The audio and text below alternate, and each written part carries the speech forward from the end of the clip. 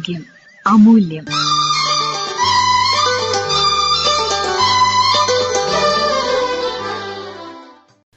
Dementia അഥവാ മറവി രോഗം, ഈ വിഷയത്തെക്കുറിച്ച് ഇന്ന് നമ്മളോട് സംസാരിക്കുന്നത് കോഴിക്കോട് സ്റ്റാർ കെയർ ഹോസ്പിറ്റലിലെ consultant psychiatrist doctor Anjali Vishwanath. തലച്ചോറിന്റെ ഉന്നതമായ പ്രവർത്തനങ്ങളായ ഓർമ്മശക്തി, പ്രോബ്ലം സോൾവിംഗ്, വിശകലന പാടവം, സ്ഥലകാലബോധം എന്നിവ ഘട്ടം ഘട്ടമായി നശിച്ച് പോകുന്നതിനെയാണ് മറവിരോഗം അഥവാ മേധാക്ഷ്യം എന്ന് പറയുന്നത്. 65 വയസ്സിന് ശേഷമുള്ളവരിലാണ് ഏറ്റവും കൂടുതലും ഇത് കണ്ടുവരുന്നത്. 65 വയസ്സിന് മുകളിലുള്ള വ്യക്തികളിൽ 5% പേരിൽ മേധാക്ഷ്യം ഉണ്ട് എന്ന് പഠനങ്ങൾ പറയുന്നു. ഓരോ 5 വർഷങ്ങൾ കൂടുമ്പോഴും രോഗസാധ്യത ഇരട്ടിയായി കൂടുന്നു.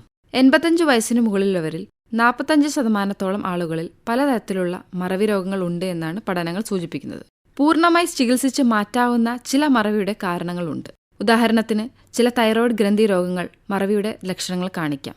തൈറോയ്ഡ് ഹോർമോൺ കുറയുന്ന ഹൈപ്പോതൈറോയിഡിസത്തിൽ ഇത് കാണാം. രക്തപരിശോധനയിലൂടെ ഇത് കുറയുന്നു എന്ന് കണ്ടാൽ അതിനുള്ള മരുന്നുകൾ കഴിക്കാം. അങ്ങനെ തൈറോയ്ഡ് അസുഖം മൂലമുണ്ടാവുന്ന മറവി പൂർണ്ണമായും മാറ്റാം. വിറ്റാമിൻ ഡി കുറഞ്ഞാലും മറവി വരാം. വിഷാദരോഗത്തിന്റെ ഭാഗമായും മറവി വരാം. ഇതെല്ലാം ചികിത്സിച്ചു മാറ്റിയാൽ അത് മാറുകയും ചെയ്യും. എന്നാൽ യഥാർത്ഥ മറവി രോഗം അഥവാ ഡിമെൻഷ്യ എന്ന് പറയുന്നത് തലച്ചോറിലെ കോശങ്ങൾ നശിച്ചു പോകുമ്പോൾ ഉണ്ടാവുന്നതാണ്. അതിനെ നമ്മൾക്ക് പൂർണ്ണമായി മാറ്റാൻ സാധിക്കില്ല. അതിന്റെ ലക്ഷണങ്ങളെ നിയന്ത്രിച്ചു നിർത്താനേ പറ്റുള്ളൂ. മുൻപോട്ടു പോകാൻ സഹായിക്കുന്ന മരുന്നുകളും ഇന്നുണ്ട്. ഈ മറവി രോഗങ്ങളിൽ ഏറ്റവും പ്രധാനപ്പെട്ടതാണ് അൽഷിമേഴ്സ് ഡിമെൻഷ്യ. ഇതിന്റെ ലക്ഷണങ്ങൾ എന്തൊക്കെയെന്ന് നമുക്ക് നോക്കാം. സമീപകാലത്ത് ചെയ്ത പ്രവൃത്തികൾ മറന്നുപോകുക എന്നതാണ് ഇതിന്റെ ആദ്യ ലക്ഷണം. ഉദാഹരണത്തിന്, രാവിലത്തെ ഭക്ഷണം കഴിച്ചോ എന്ന് മറന്നുപോവുക, 10 മിനിറ്റ് കഴിഞ്ഞ് വീണ്ടും ഭക്ഷണത്തിന് ചോദിക്കുക, പൈസയും മറ്റു സാധനങ്ങളും ഒക്കെ വെച്ച സ്ഥലം മറന്ന് നോക്കി നടക്കുക. പഴയ കാര്യങ്ങൾ ഇവർക്ക് ഓർമ്മയുണ്ടാവാം. റീസെന്റ് ആയിട്ടുള്ള മെമ്മറിയാണ് ഇവിടെ പ്രശ്നമായിട്ട് വരിക. സ്ഥിരമായി ഉപയോഗിക്കുന്ന സാധനങ്ങളുടെ പേര് മറന്നുപോവുക, അടുത്തിടപഴകുന്ന ആളുകളുടെ പേര് മറന്നുപോവുക, വഴി മറന്നുപോവുക, ഇതൊക്കെ ഇതിന്റെ ഭാഗമായിട്ട് കാണാം. കുറച്ചു കഴിഞ്ഞാൽ പെരുമാറ്റ പ്രശ്നങ്ങൾ വന്നു തുടങ്ങും. പെട്ടെന്ന് ദേഷ്യപ്പെടുക, സങ്കടം വരിക, സംശയങ്ങൾ പറയുക, ഇല്ലാത്ത കാര്യങ്ങൾ ഉണ്ട് എന്ന് തോന്നുക, ഒറ്റയ്ക്ക് സംസാരിക്കുക, ഇല്ലാത്ത രൂപങ്ങൾ കണ്ട് എന്ന് പറയുക, ഇതെല്ലാം ഇതിന്റെ ലക്ഷണങ്ങളാണ്. എങ്ങനെയാണ് ഇവരെ നമ്മൾ സഹായിക്കുക? മറവി രോഗം പൂർണ്ണമായി മാറ്റാനുള്ള മരുന്നുകളില്ല, എന്നാൽ നിയന്ത്രിക്കാൻ കഴിയും. തലച്ചോറിലെ അസറ്റൈൽ കോളിൻ എന്ന രാസവസ്തു കുറയുന്നതാണ് മറവി രോഗത്തിന്റെ ഒരു പ്രധാന കാരണം. ഇതിന്റെ അളവ് വർദ്ധിപ്പിക്കാൻ പറ്റുന്ന മരുന്നുകളുണ്ട്. ഇതോടൊപ്പം പെരുമാറ്റത്തിൽ വരുന്ന മാറ്റങ്ങൾ, അതായത് സംശയം, ദേഷ്യം, ഉറക്കക്കുറവ്, ഇതെല്ലാം കൃത്യമായി കൺട്രോൾ ചെയ്യാനുള്ള മരുന്നുകളും അവൈലബിൾ ആണ്.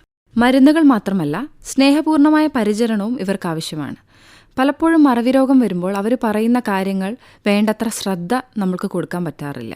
റിപ്പീറ്റഡ്ലി ഓരോ കാര്യങ്ങൾ ചോദിക്കുമ്പോൾ പലപ്പോഴും പലരും അത് കേൾക്കാതിരിക്കാനും ശ്രദ്ധിക്കാതിരിക്കാനുമാണ് കൂടെയുള്ളവർ ചെയ്യാറുള്ളത്. നമുക്ക് സ്നേഹപൂർണമായ ഒരു പരിചരണത്തിലൂടെ അവരുടെ കുറേ കാര്യങ്ങൾ നമുക്ക് ബെറ്റർ ആക്കാൻ പറ്റും. നമ്മൾ OPയിൽ മിക്കവാറും കാണുന്നത് ഒരു കാര്യം എന്താണെന്ന് വെച്ചാൽ, കൂടെ വരുന്ന ആൾക്കാർ ചിലപ്പോൾ ഭാര്യയോ അല്ലെങ്കിൽ മക്കളോ ആയിരിക്കാം. പക്ഷേ അവർ കൂടെ വന്നത് ആരാന്ന് ചോദിച്ചാൽ അമ്മയാണ് എന്നുള്ളൊരു ഉത്തരവാണ് പലപ്പോഴും നമ്മൾ കേൾക്കാറുള്ളത്. അതിന്റെ കാരണം നേരത്തെ പറഞ്ഞ പോലെ റീസെന്റ് മെമ്മറി, സമീപകാലത്തുണ്ടായ കാര്യങ്ങളൊക്കെ ആൾ മറന്നു പോവുകയാണ്. പഴയ കാര്യങ്ങളാണ് ആൾക്ക് ഓർമ്മയുള്ളത്. അതുകൊണ്ട് തന്നെ ഡിമെൻഷ്യയെ 2ാം ബാല്യം എന്ന് പലപ്പോഴും നമ്മൾ വിളിക്കാറുണ്ട്. സ്നേഹപൂർണമായ പരിചരണത്തിലൂടെ അവർക്ക് ഗുണനിലവാരമുള്ള ഒരു ജീവിതം മുന്നോട്ട് നമുക്ക് നൽകാൻ കഴിയും. മറവി രോഗം കംപ്ലീറ്റ് മാറ്റാൻ പറ്റിയില്ലെങ്കിലും അവരുടെ ക്വാളിറ്റി ഓഫ് ലൈഫ് ഇതുമൂലം കൂട്ടാൻ പറ്റും.